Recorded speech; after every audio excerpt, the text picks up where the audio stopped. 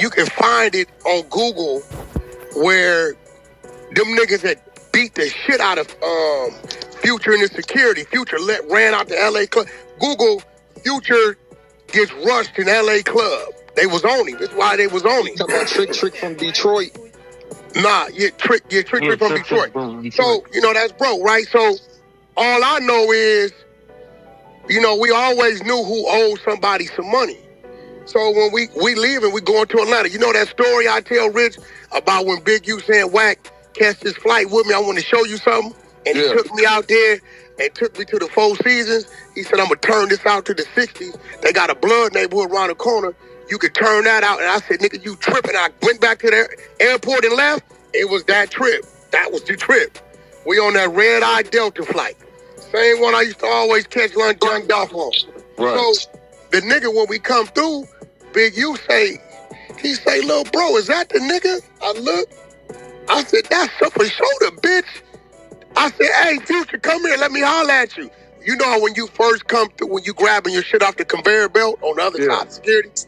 Nigga, that nigga started trotting through that motherfucker. Lead a bitch. I'm trotting right behind him. We on the Delta side, right? It ain't number one flight leaving that night going to Atlanta, right? All the other red eyes on American side. So the nigga breaks right and runs into the thing that connect to the plane, but it wasn't no plane. The nigga throws the phone. When I pick the phone up, it's another reason why Future ain't gonna say nothing, because I make the homie come on Clubhouse and tell the truth. He don't. Right? I pick the phone up. He say, bro, I say, what's up? He say, what's the problem? I say, oh, the homie. He said, who? I tell him. He said, what he owe him? I said, his light ain't nothing but a dime, but he owe him. He played him. Nigga been ducking him. He say, Wack, my word, I sent it in the morning. Get me his wire. My word is on me. I got business with that nigga. Let him be. He said, let him be. I said, all right, you got that. I dropped the phone on the ground and walked back out. He sent Trick his money the next day. Have you seen Future since then? I seen him twice in one of the red carpet events. Future ain't that type of dude. Right. It was just he old. Like back then, we really had a system, nigga. Like this when we called when Plies old Slay, and we caught that nigga out here. Nigga, we snatched that nigga off the stage mid-performance. Damn. Like, nigga, it was, we had a nice run to where wasn't no bull.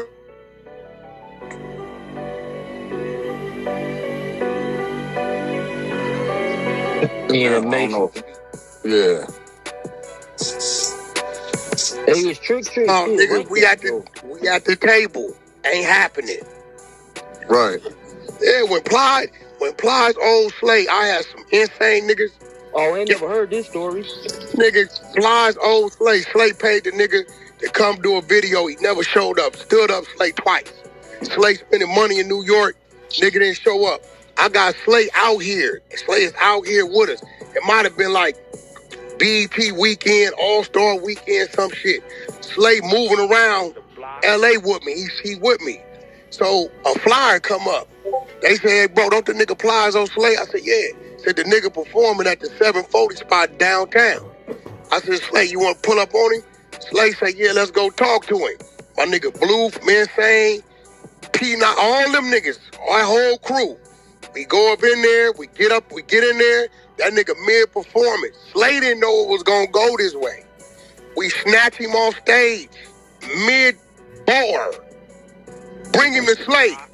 Slay say, yo, man, why you come do the video?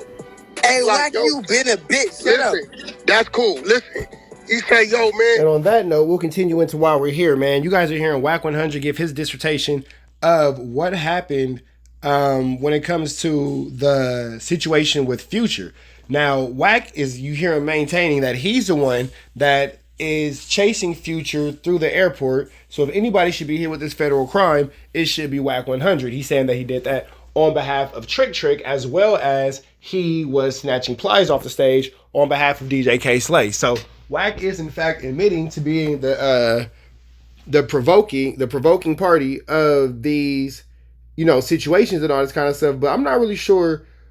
Like it's a flu, flam, skull, dug, and a larceny. So let's slide into this good Kantiana. Let's see exactly what's going on, because Wack 100 has gotten Big U in a situation where now Big U is being charged with more superseding indictments. So let's slide into this Kantiana, man. You see the first one is exactly what's going on when it comes to Future. Let's slide into the paper. So now you have Doughboy, Future's artist, reacting to the situation. So let's see what he has to say. Just lying, though. Nigga said, what's the one bitch name? The singer bitch. His baby mama. Bro, you know she her name, bro. Stop playing. Niggas is crazy, bro. Like, bro. And then, it don't even sound realistic at all, though. Like, you telling me you ran down on Pluto and Sierra? Oh, you's a bad motherfucker. Oh, this nigga crazy. So that's what Future's artist has to say about it. Let's see what Big U had to say about it. Big U previously called the Future story whack cap. He says, I've never been in LAX with Wack 100, nor did we run down on Future. Fact, I wish y'all would get in y'all head. These people lie all day. 10% truth, 90% them. I don't know what he's trying to say there. I hate how no matter what someone says about Big U, it's true. When is the hate going to stop? I made one mistake, and that was building with a blank, and that was for the B's and the C's. I'm sorry. So this is now where we'll get into this superseding indictment, one of them that we're talking about in this video. It says the superseding indictment returned today also adds new overt acts in the indictment racketeering conspiracy charge.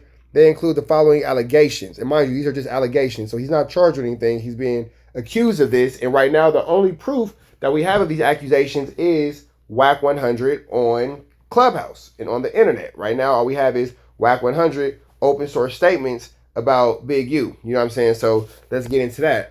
2014, Henley and his associates assaulted and chased Grammy-winning recording artists to Los Angeles International Airport to collect a debt for failing to show respect. That is what Wack 100 said. We heard him say that. And now let's look at these other overt acts.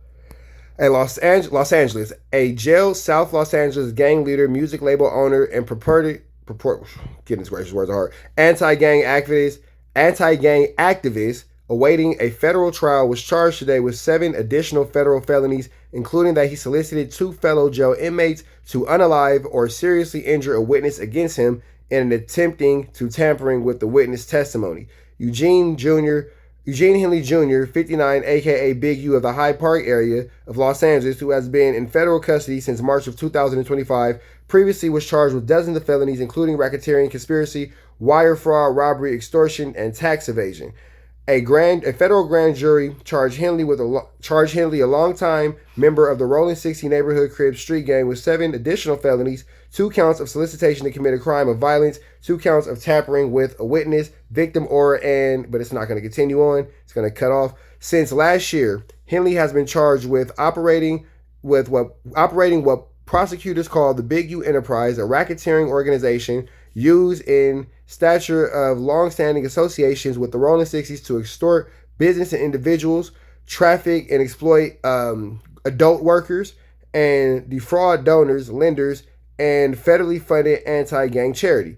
Henley is also accused in the underlying racketeering conspiracy charge in the 2021 unalivement of aspiring musician R.W. in Las Vegas. According to the superseding indictment returned on June 10th, Henley asked 2 inmates about the layout of a housing unit where he believed witness identified in the indictment as victim 1 was being held.